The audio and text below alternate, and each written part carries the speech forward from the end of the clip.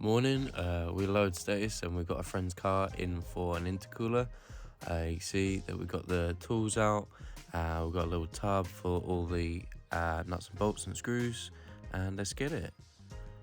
It's 2009 Insignia, but more or less a Vauxhall Astra front. So we start at the top of the car, and there's 6 in total T20s that will release the top of the bumper.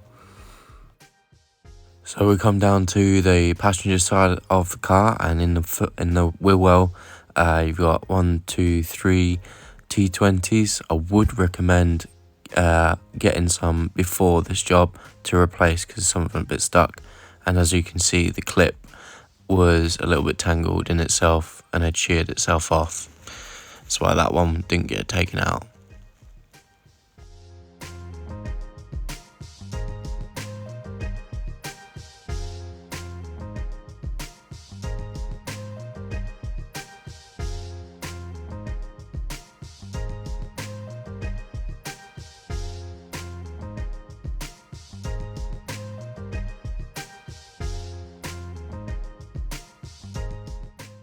So here, as I was just explaining on the other side, the clip actually had to push out and force it out.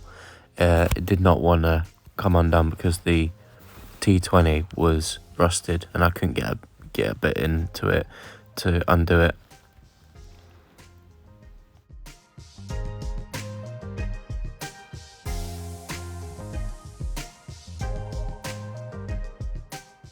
So as I was explaining, couldn't find anything else on the wheel arches that was holding the bumper on. There's just these side bits with most cars there's a clip, and you just pull it, and it requires a little bit of brute force. And after this, we're ready to go underneath the car. I think that's about it.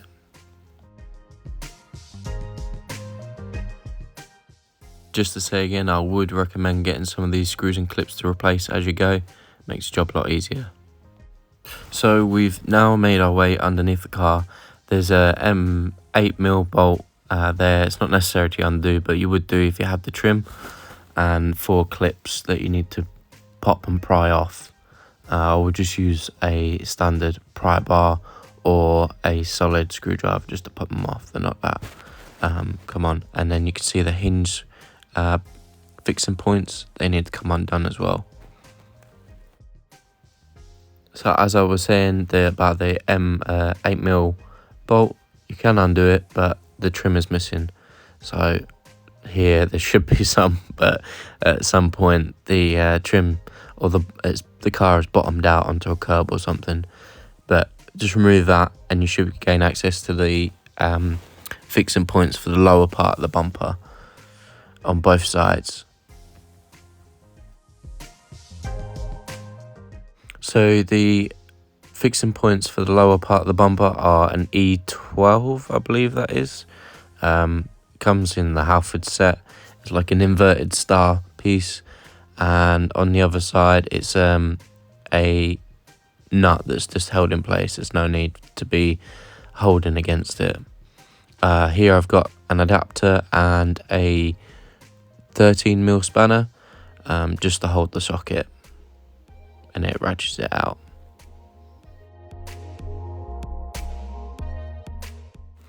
I did find that the bolt didn't need to come all the way out, it just simply needed to be loosened. So after loosening the bottom, we come to the top and we can just pull the bumper ajar, and you've got the headlights, the fog lights, the temperature sensor to disconnect, and the PDCs if you have them on this car. I think I've just pulled the camera out the way. The easiest way if these plugs are stuck is to push them in and then pull them back out again. You can jimmy them open with a screwdriver, but just do be careful because the clips do break.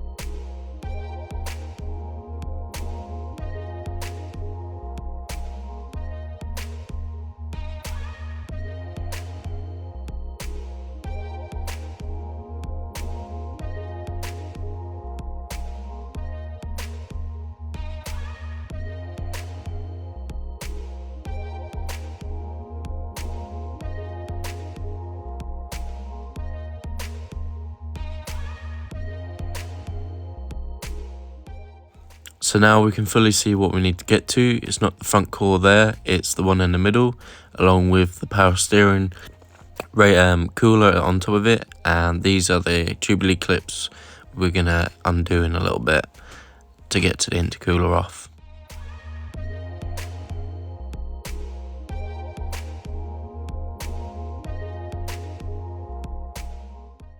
As you can imagine, I'm absolutely blasting the summer tunes, or at least the spring vibes. YouTube didn't like that, so that's why we're getting a voice recording and voiceover. But here we are just starting on the Jubilee clip, setting up, radio blasting. We'll get this one undone. I think that is a 8mm possibly, and so is the other side.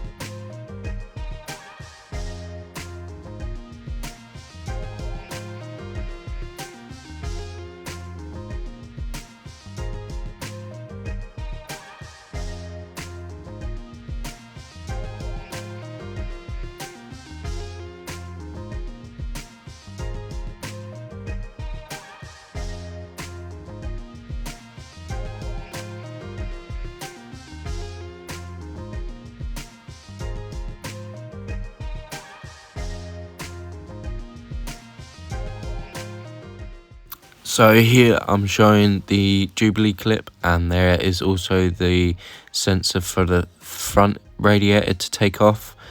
You can take it out more, but it's not necessary. There's just a few clips that it's pushed into for the cable management. So this is what I presume is the power steering radiator, mini radiator sort of thing, and the front radiator is just clipped in. You can just about see, and there's two sets of clips there.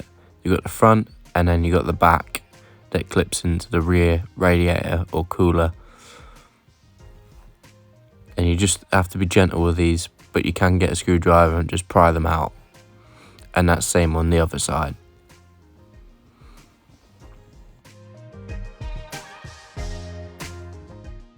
So the other side I got to, discovered that I need a little bit more space, and the air intake was in the way a little bit. So we're going to take this just support bracket off, go around the side, and I was presuming that I'd have to undo these bolts, but looking closer, it's just a clip, and that plastic piece of trim comes clean off, giving you more space.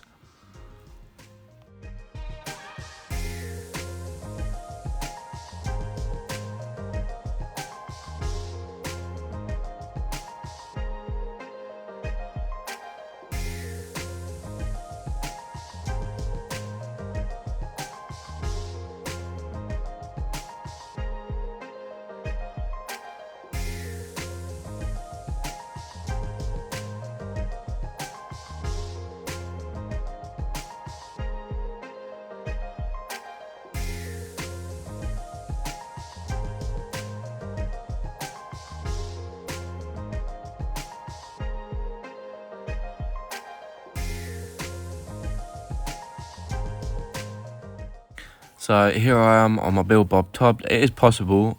It does require a little bit of balancing, but you can do it, just to support the front mount, and you can slip the intercooler out underneath. So I think I do support it with maybe like a screwdriver or something. There you go. It's an Allen key. Just to hold that up a little bit whilst I can maneuver it out.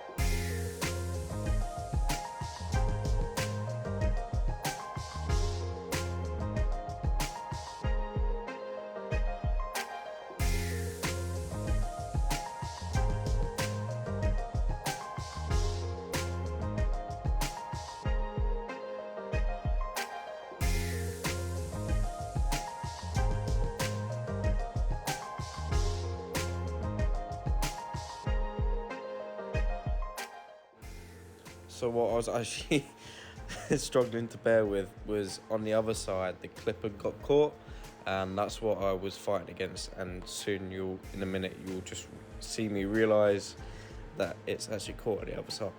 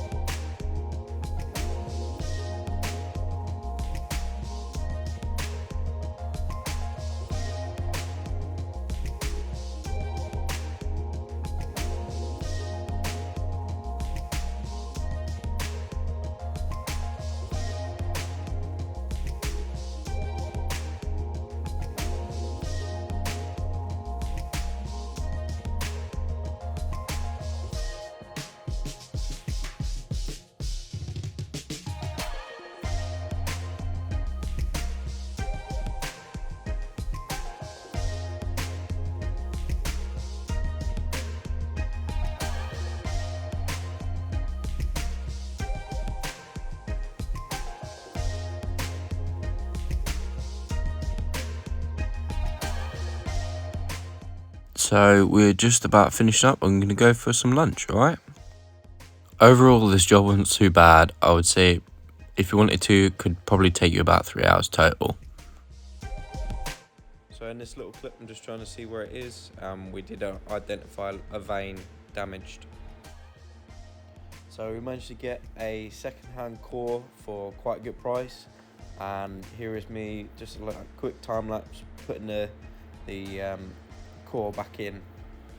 So yeah, just a reverse process of taking everything out, clipping everything back in where it should be.